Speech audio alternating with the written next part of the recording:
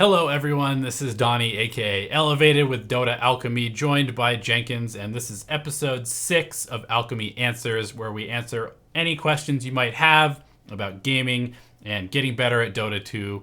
And thank you so much for tuning in. Thank you for watching or listening if you're listening on the podcast. And real quick, before we get into this episode, it's going to be a little bit of a longer one. It's to celebrate the fact that we have just launched DotaAlchemy.com. www.dotaalchemy.com. That is where we are going to be putting up a bunch of more in-depth, kind of deeper Dota 2 educational content. We will, of course, continue to publish on YouTube and all of our other social media platforms. But DotaAlchemy.com is going to be sort of the deeper dive into the real in-depth mechanics behind becoming a better Dota player. And we hope that with this new subscription service that you guys will be able to reach higher and higher MMRs and grind your way to whatever your goal is in gaming and Dota. So thank you so much, as always, for the support. We do genuinely really appreciate the community that we've been building over the last few months, and we can't wait to see what the next year brings for everybody. All right, let's get into our episode. Thoughts on Techies? My thoughts on Techies, I think Alex Dagger is a fucking amazing Techies, and he has me pretty convinced every patch that hero is really good. But then I get 1,000 Techies on my team that just feed relentlessly and are basically not a hero, despite having like a relatively strong laning phase. I would say that's probably a hero that's like Meepo, Brood, Pudge, where for a long time they just have a shitty win rate because people are playing them terribly, and it's like a meme hero. But if you can really play Techies, and I think it's actually genuinely pretty good.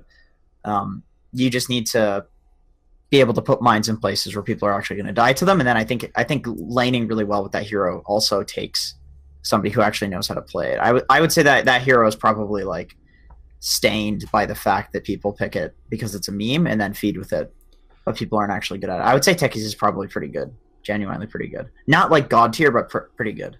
I mean, it's kind of like any hero, right? If you've played like 1,000 games of a hero, you understand how to play it. But if you haven't played 1,000 games of a hero, then likely you're just kind of copying what you see other people do, and you have no idea why they're doing anything. So it would make sense that Alex is like, yeah, this hero is incredibly good because he actually has played 1,000 games of it. Yeah, if you watch Alex play it, you're like, oh my fucking god! If this guy played it in a major LAN, he'd actually destroy with it. It's like same thing with you. When Pudge was garbage, you were still winning with it because you've played over 1,000 games of Pudge, and other people are playing it and it's garbage, and they're just feeding and losing.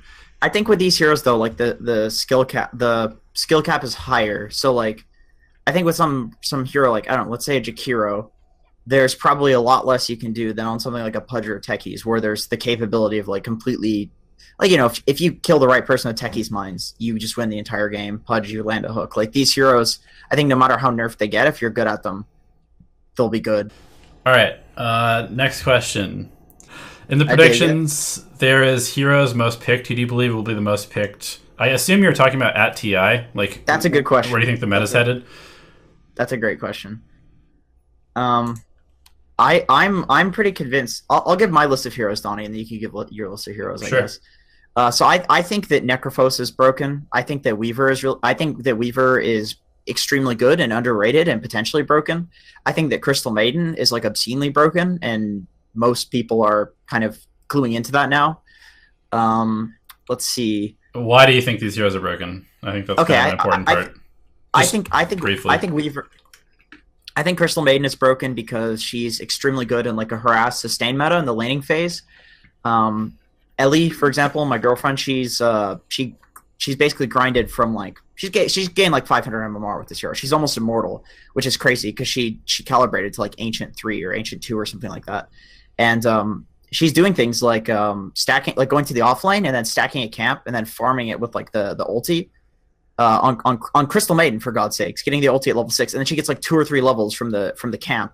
And like this is a support hero that goes into the offlane that can do this. Like there's so much versatility in this hero now that her spells are just like obscenely high damage for like low mana cost. Her ulti's always been really good too. but now you actually have the mana to sustain it because her arcane aura is really good. I think Weaver's really broken because it's similar sort of thing. Like he's really good in a harass / sustain meta. Like his laning is incredibly good. For instance, Takuchi right now at level 1 is like 100 damage. 100 damage for 60 mana cost. That's like Arcane Bolt right there, if not better. Like old Arcane Bolt. It's broken. It's insane, and that's a carry hero, like an offlane carry or mid hero, even a 4-roll hero that can do that. And then his abilities have been buffed for the previous like 10 patches. So there's that. So you can own in the mid game as well as, because his abilities are broken now, you can own in the mid game, but off the back of a really good laning phase. What was the other hero that I said? Necrophos. Yep. I think Necro's the same thing. Like his abilities have just been getting buffed, and also he's really good in a harass sustain meta. He's really good in dual lanes. He's extremely obnoxious to deal with as like a really strong carry kind of core hero. Like there's a lot of cores, let's say like a Phantom Lancer, where they're kind of dog shit for the first like 5 or 6 levels unless they're given a huge amount of babysitting. Necrophos can be left completely to his own devices and he'll shit on somebody. So I think that Necro's insanely good for that reason. Okay, so I think that Treant Protector is incredibly good. Yeah, for sure. He works really well in the sustain meta. He also is just really good at delaying people's timings because he can keep towers alive longer than they should be. And then he basically needs like no farm to have a lot of impact. And he also has the ability to just out deny basically anybody in lane because he has like 100 base damage. So he's super good. I think that Wyvern is going to start seeing some play more just because sort of the same reason. It's good at sustaining. It has good D-push. It has a game-changing ultimate and is quite good at harassing with Arctic Burn and stuff as well. I'm not a huge Wyvern fan, to be honest. I mean, that's fair. I think that it's like the hero feels kind of slow, but I also think... That's my problem with it. Yeah. I mean, I don't know. I think it's kind of how you play it, honestly. I think that Wyvern is pretty good as like an off-lane dual lane, just because you can kind of like sit in the trees and Splinter Blast and then pull. And so I think that you can just do that. And then... I agree with you on Necrophos. I thought that the hero like fell out of the meta for basically no reason because it got nerfed. Like the Heartstopper aura got nerfed and stuff, but the core tenet of the hero, which is that you can just be this really annoying, like you heal yourself, you heal your teammates, you just run at people. They go on you, suddenly you're back at full health, and then you Reaper somebody who's just gotten low by being near you. I think that hero is super good as well. And I still think that we will start seeing a little bit more of like Enigma. I think that Enigma is a hero that's been buffed a lot, and I think he's good too. Has a lot of potential, and he functions well in multiple different roles depending on what your lineup is. It kind of gives you that flexibility where you can have him be like this big team fighter, or you can also just be a pusher. And since a lot of people are playing Drow, the Eidolons with Drow Aura are just absolutely insane at taking towers. I think Enigma's good too. I think it's not even.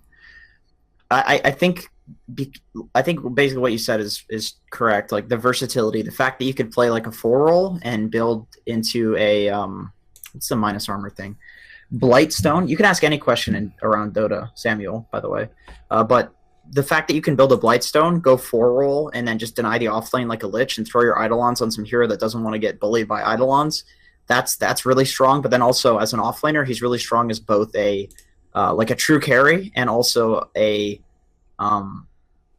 team fighter / pusher. Like you can get the Dawn build, but I say true carry. Like I think Enigma. Whenever you have an Enigma offlane on your team, a lot of the time he can actually function as a hero that will carry you. Like you have like a distraction carry, like a Bloodseeker or a Spectre or something, and people just focus them, but really there's this Enigma that's just doing 12 billion damage with Black Hole and disabling everybody with like Octarine Core, BKB, stuff like that. So really, like, you want to make space for the Enigma and he'll just carry you. Like, oh, right, of course, Pudge is broken, in my opinion. I don't just think Pudge is good, I think Pudge is legitimately broken. The fact that you can max Flesh Heap and Rot and still do a tremendous amount of damage and still have the max hook range is insane. Like there's at like 10 minutes there's just a guy running around 2000 HP. Name another hero in Dota that's like that. Yeah. Like there really isn't one. Pudge is completely insane right now. Do you guys think SF is still viable, or is he too far gone after all the nerfs? No, I think he's great. Well, funnily enough, we're watching Miracle play him, and as you can see, the build has slightly shifted. People are no longer going for the Shadow Rays damage; they're going for the +2 damage per soul. Yeah, but they're still going for the spell amp. They're still going for movement speed usually, and 40% cooldown reduction. I don't think people realize just how good that is. It just allows you to, I mean, you can basically be permanently invisible with Shadow Blade. Your BKB comes up 40% faster than anybody else, which means that you can use it like whenever the fuck you want, basically. If you go Manta, if you go E-Blade, if you go Hex, if you go whatever, you can just, like, it just gives you so much uptime and versatility, and it allows you, and Shadow Fiend's a cool hero because he gets a ton of damage just naturally through his skills, obviously, from souls. And with the +2 damage per soul, like, you really don't have to go damage items. You just go whatever your team, like whatever you need to win the game as far as items, and not even worry about damage, because you're still going to be able to hit buildings. You're still going to be able to kill people with your right clicks because you just naturally have all that damage anyway.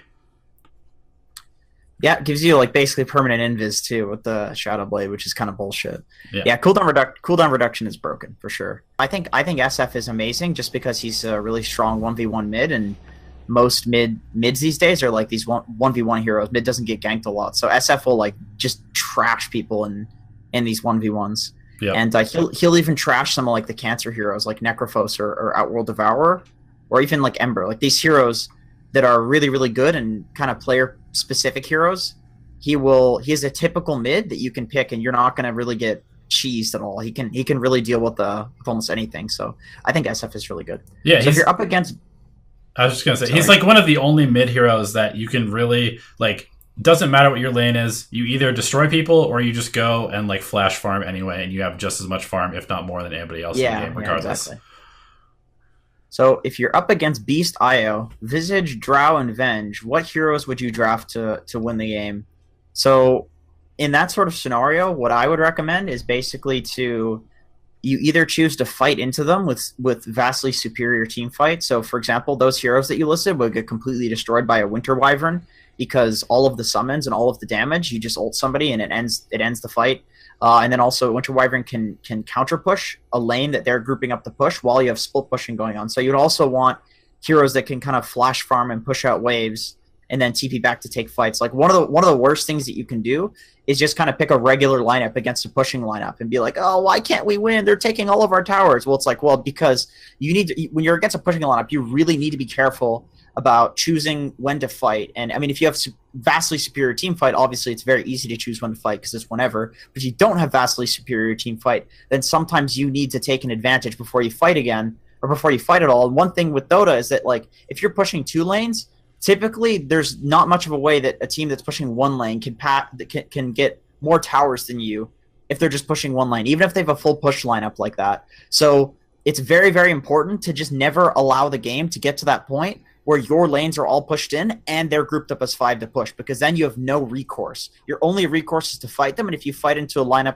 like that without superior team fight, you're going to get trashed. So basically what I'm saying is if you're against some cancer pushing lineup, split push your ass off until you know that you can fight, and then when you know that you can fight, just kill them, because they lose so much experience by grouping up as 5 like that. So you just split push, punish them for it, and don't play into their hand by either pushing 1 lane, because that's not going to push as fast as that lineup, or by fighting them when you don't have an advantage. Yep. Hey, I'm a new player. I've played 1 game. What should I focus on to improve efficiently? I don't have that much time every week. I would say that if you're a new player, you just probably want to play a lot of bot matches with your friends. Like, yeah, that's about it. You want to just get used to the game, get used to the heroes, get used to, laning the different stages of the game. Really playing is is your best bet for learning. And pick like 3 heroes. And just play 3 heroes, because otherwise you'll spend all of your time learning mechanics of everybody else, and you'll never actually solidify anything. It's like if you were to go to school and then you had, like, your class was switched every 5 minutes, would you learn anything? Probably not. So that's a good analogy. Like, you actually have to dive in a little bit to, like, solidify the knowledge in your brain. and that requires repetition, and that requires, like doing good things and bad things and having that feedback loop. And if you're just always changing your feedback loop and you just like constantly suck because you've literally never played a hero before and you have no idea what the attack animation is like or anything like that, you're just never actually going to get better, because it's just, you're not actually solidifying anything in your brain. I've been playing a lot of Axe lately, and I often feel countered by Razor, Lifestealer. Do you think it's a viable pick in the offlane, 4th or 5th? So you said you're playing a lot of Axe. Yeah, I think Axe is strong because, like, if you're playing against a Razor, for example, and you max the nuke on Axe, it doesn't. Razor's no longer a counter. You just need to play the right way against these heroes. If you're playing against a Lifestealer, then maxing the counter helix is better. You also need to get your team to pick heroes that are really strong with those heroes, like or against those heroes. For example, if you're like a Sky Axe against Razor, it doesn't matter that he drains your damage because he's dying to fucking magic damage, right? He's going to get destroyed by you. If you're against a Lifestealer and you don't have a good hero to support you in the lane, cut the creep wave, get huge. There's no way a Lifestealer is going to farm anywhere near as fast as an Axe. Like, you always have options.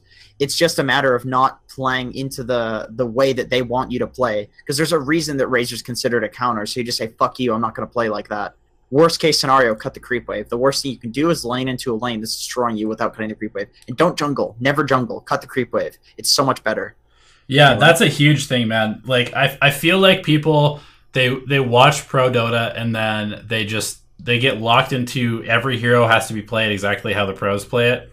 And I mean, a lot of the time, like, if you just change what you're doing, you get creative with what you can be doing on the map and where you should be going.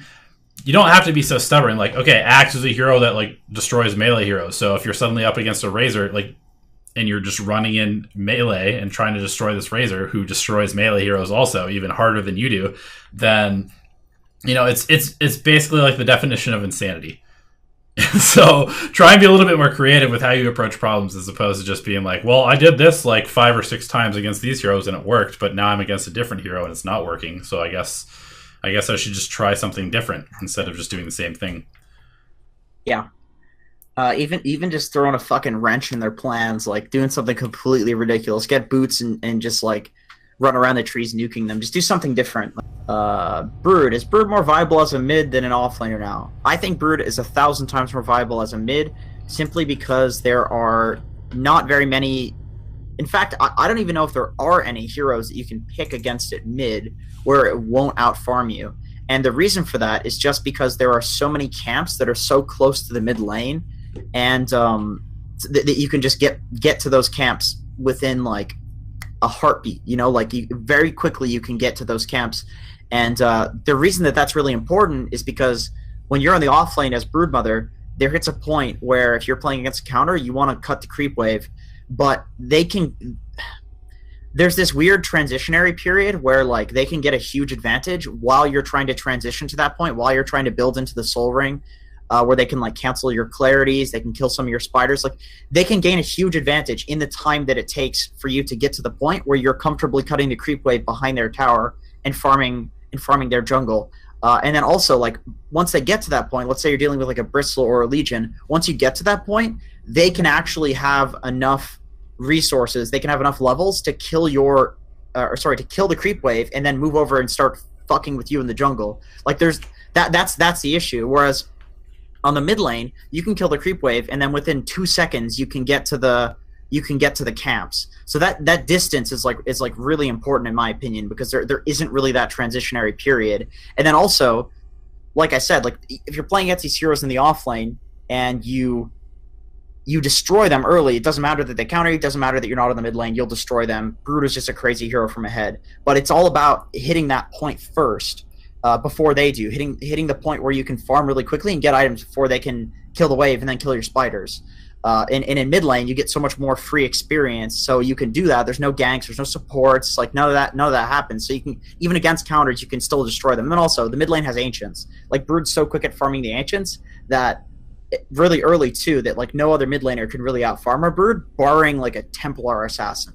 And even TA can't farm ancients as early as a Broodmother can, or as quick as a Broodmother can. Well, I mean, it depends. It depends on what you define as quick. If you're talking about taking a huge stack, sure, TA will do it better. But but like earlier, one camp of ancient. Yeah. Brood will take it earlier. So mid just allows Brood to snowball a lot harder, basically, and there's no heroes that can really deal with it in terms of getting ahead of Brood. That's kind of my take on Brood. Like, I'm a big Brood player, and I haven't been favoring it as much for the offlane because I feel like there's a lot of times where I just end up even with the guy that I'm laning against because they pick a really good counter, they deal with me well early, they get to that kind of snowball point, and then sometimes you win. But on the mid lane, it's so fucking easy. It's a joke. It's not even a toss up. It's so easy. Every game you should get huge on the mid lane as Brood. It's really hard not to. It's just so easy to run between all of the camps and get huge, and they can't chase you because what are they going to run around all these cliffs and shit to chase your spiders? Absolutely not. No, there's no way they're going to do that. And you could just run over the cliffs again if they do. Like, what are they going to do to you? There's nothing they can do. It's just a better space for Brood, in my opinion. Yeah, that makes sense. People are saying that TA, Necrophos, and Monkey King are counters to Brood. Like, and it goes back to the point of being like Razor's a counter to Axe. Like, if you play into the way that they want to play, then yeah, sure. If you line up your spiders for TA to like Psyblade down, sure. TA is very killable by Brood. Like, if you ask for a rotation when Brood has some spiders, TA is going to feed. It's just once again just about playing differently. But on Brood, typically, like, all you need to do is if you're dealing with counter, just farm. They're not going to out farm you, guaranteed. Brood is one of the fastest farmers in Dota, if not the fastest. Like, there's no way anybody's going to out farm you. So if they're going to counter you, just say fuck you, farm 10 items, and then fight them when they have 5, and then just laugh at them as they die to you because you have way more items than they do. Watch RTZ play Brood. That's what he does. He just farms until he has items that he thinks he can fight with. He fights with the items, he wins the game. Doesn't matter if he's countered. Any ideas for getting out of ELO hell? Being stuck in a rank, not being able to win, mainly because of bad teammates. Change your mindset. So I would assume this is like a question, kind of what about people's mentality, like why they think that way. And I think what Donnie said, I think people need to change the way that they think about the game, because every single person that's higher ranked than you has to deal with shitty teammates too.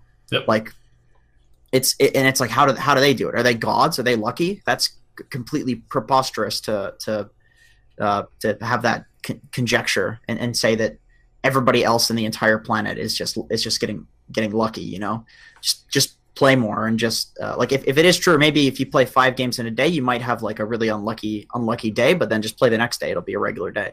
Play the next day, play the next day, play the next day, and then eventually, statistically speaking, if you're good, if you're better than the people that are higher than you, you'll rank up. So it's just about having a positive perspective on it and kind of try to improve yourself, because one of the worst mentalities, and I'm assuming this is why you asked this, or one of the worst things about this mentality is that it blocks you from getting better. That's the big issue here, is that it blocks you from getting better, and that's really the problem. Is that and then it also makes people focus on just terrible things, like within a specific pub. Like if you're focusing on your teammates and stuff, you're not going to be thinking about your item choices. You're not going to be thinking about where you need to be on the map. It's just like, oh, my teammates are shit. It's way easier to give up. So like for a lot of reasons, psychologically, it's pretty terrible to have that mentality of being stuck in ELO hell. Yep. Not a whole lot to add to that, honestly. It's really just about finding a different perspective, because if you want to just be a victim of circumstance, then that's your choice. But I guarantee you that in many other areas of your life, you would prefer to not be a victim of circumstance, and you might actually not be a victim of circumstance in those cases either, because it's like, I don't know, it's really easy in a video game to just be like, well, I lost this game because of my teammates. And in life, you might not be able to be like, well, you know, I got fired from my job because my boss sucks. I don't know. Maybe it's the same thing. I'm kind of just rambling. How many bosses do you need to get fired by before it's a you problem? Right, exactly. That's the thing. It's like, I guarantee you that if you got fired from a job, you would probably be a little bit more introspective than if you lost a game of Dota. You know, actually, Ellie and I were talking about something similar to this recently, and we basically came to the conclusion that, like, even if it is your boss's fault, how is that beneficial to you to blame them? I listened to there was a song that I heard, some rap lyric that I heard, and basically he said, holding a grudge is like letting somebody live in your head rent free. And I think that's a really good lyric, because it's like, what is the point of feeling these negative emotions, even if they're fucking justified? What's the point of it? Yeah. It's literally making you less happy. It's making you more stressed. I think that's really important. I think that just taking anything as a learning experience in life in general is really important, because there's fucking limited time, man. There's limited time. You're competing with everybody in the world, and you just need to get smarter. You just need to get more wisdom more quickly, and then you'll end up better off in the future. So even if that takes turning an experience that was negative into a positive one, even if it has no right being positive, doing that is still going to make you a better person. So why not? Yep. Totally. I kind of rambled on about that one. No, it's good. I mean, we've recently had the conversation though, so dude, I mean, it's just something like it's hot off the press. It's just every single game, literally every single game of Dota I've played for the last probably 2 years has ended with at least one person being blamed for the loss. So it's like it's literally every single game. There's always somebody doing this, and there's no point. Like, it's just people wasting your time. Like, it just needs to be said, like, spread it around. Just, if you lose a game and your team sucks and they're all flaming you, like, use that as practice of how to deal with shitty people, because you're going to find that throughout the course of your life, you're going to encounter shitty people on a regular basis. And if you can react to them in a non-negative way, there's a very good chance that either they will turn around their attitude, because, like, if you're interacting with them personally and you're not just like seeing them for 45 minutes on a video game, then you could significantly change their perspective on things. And secondly, like, it makes you more mentally resilient. So if you practice mental resilience and not tilting and not blaming your teammates, then, you know, maybe 6 months from now, when you're in these games that previously you would just give up and let your team lose, and you would lose, and you'd be like, this is uncarryable. But if you practice mental resilience and you're continually getting better at not giving up and not blaming your teammates and looking for the issues that you did, even if those issues were way more minor than your team's issues, then 6 months down the line, maybe you're winning all of these games. Maybe you are carrying these games, and suddenly you're out of ELO hell that you wouldn't have been out of otherwise, you know? I have 6K matches and I'm still Archon. Am I doing anything wrong? Yes. I was recently having a conversation with my girlfriend like a month and a bit ago, and she was complaining that she was stuck at like 4,500 MMR or something like that, and basically wondering why she's played so much Dota and that she is only that rating. She's like 9,000 hours or something like that, which is quite a lot. Now she's almost immortal because like within like a couple hundred MMR. Technically, she's already immortal because of the leaderboards. Like, if you get immortal and lose it, you stay immortal. Like, technically she's above the threshold for that, but so she'll be immortal very, very soon. And the reason for that is because she started watching replays instead of just mindlessly playing the game. Basically, I would say that if you have 6K matches and you're still Archon, you're probably a very, very good player. And I genuinely mean that. Purely objectively, you're good if you have 6K matches. Like, believe me on that. It's just that you're probably doing something. You're probably not putting in quality effort. You're putting in effort, not quality effort. And when you start putting in quality effort, you'll really see your MMR start to go up. And I would say that you probably want to check out replays. You probably want to look to see if the heroes that you're playing are shitty or good. Because, like, if you're playing, you know, Omni Knight every game and the guy has like a 43% win rate, there's probably a reason that hero has a 43% win rate, and that's probably a big reason you're losing. Like, you want to look at these things that you're doing, just find trends that you're doing. You kind of question, like, okay, is that something that I'm doing wrong? Because it's probably not your mechanics. If with 6K games, guaranteed your mechanics are relatively strong, your understanding of the game is going to be relatively strong, at least for a few roles, a few heroes. So I would definitely say pinpoint what heroes you're great at, play them, watch replays. If you don't know how to play a certain hero, watch replays. Really, that's like my big advice there. You're probably you're probably not putting in that. It's a quality effort versus effort. You're probably not putting in quality effort.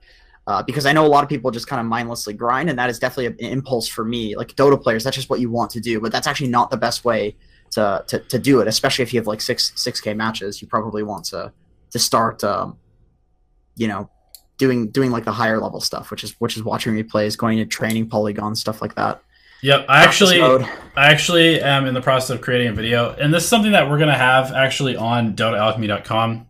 Is we're going to have a series of sort of like exercises or like mental exercises that will help you either prepare for a game or like reset in between games.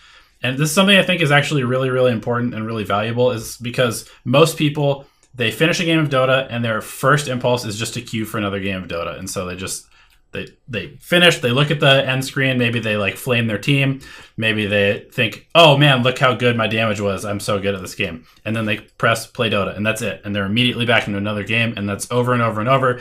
8 games, 10 games, 15 games in a day. And suddenly you finished all those games and you've either lost like 100 MMR after investing 15 hours of your time, or maybe you've gained and lost 0. Who knows? But if you spend like literally 5 to 10 minutes in between games doing a few different things, resetting your mental state, resetting your physical state, and then doing a tiny little bit of replay analysis of your previous game, you'll find that you will boost your MMR super, super fast, and you will actually like understand why you win and lose games, which is something that most people don't really get. I think confidence is really important too. Like this is not anything about your like pure mechanical play. Like you're probably a fucking good player. That's like almost a guarantee. And you want to have that confidence in yourself. And to ask a question like that, am I good enough after 6,000 games or whatever? It kind of demonstrates a little bit that you're lacking a little bit of confidence there. So I would say that first and foremost, you want to try to understand that you are a good Dota player. There's no way that you're not after that many games, and that you're just lacking in those, doing replay analysis of your own games, looking at other people's replays, seeing how they play. Maybe you're playing shitty heroes. Like those are perfectly valid excuses rather than just being like unskilled for being low MMR. But the thing is, like I'm kind of on the train of thought that like, at least for me, like I try not to complain if I'm picking shitty heroes and I'm losing, because it's like, well, what am I supposed to be doing with these heroes anyway? Like when I was picking Pudge and it was terrible, I was going like 50-50. I'm seeing people spam Enchantress or something like that, and it's like, well, that hero's broken. They're winning every game, and I kind of got a bit resentful. I kind of got a bit salty, but then I'm just thinking like, what's my problem? Like that's, of course, statistics, right? Like that's just how it goes. Like if you're last picking a support hero, yeah, you're probably way more likely to lose. Like there's things that you need to follow that maybe your impulses aren't going to be pushing you to do these things. And it's actually like I don't think it's like if you want to play Dota casually and stuff, you don't need to try to go pro and like do all this replay analysis and stuff. But it's pretty fun to like look at your own replays and to look at competitive replays and stuff like that. Like you learn so much more, and it feels really, really good. So even if you're just looking to have fun, it's like way more fun to win and improve and stuff like that. Like I gotta say, Ellie, for example, she's winning a lot, and she is so much more positive these days around Dota. Like she's very happy. That's the thing. It feels good. It's like, most of us are not going to go pro. We're not going to play at TI. And you just need to decide, are you playing this game casually and you really, really don't care whether you win or lose? And if so, then stop complaining. And if you do care about getting a little bit better and having a little bit more fun, then you actually need to put in a little bit of work, a little bit of replay analysis, and play a little bit more consciously than just like autopiloting yourself through 8 games a day. Yeah, for sure. Takes effort, but once again, quality effort versus effort. That's like what I have been. It's like a mantra that I've been repeating in my head recently. Yeah. And the more I think about it, the more I realize that in life, a lot of people put in effort, which is great and takes motivation, but it's not quality effort.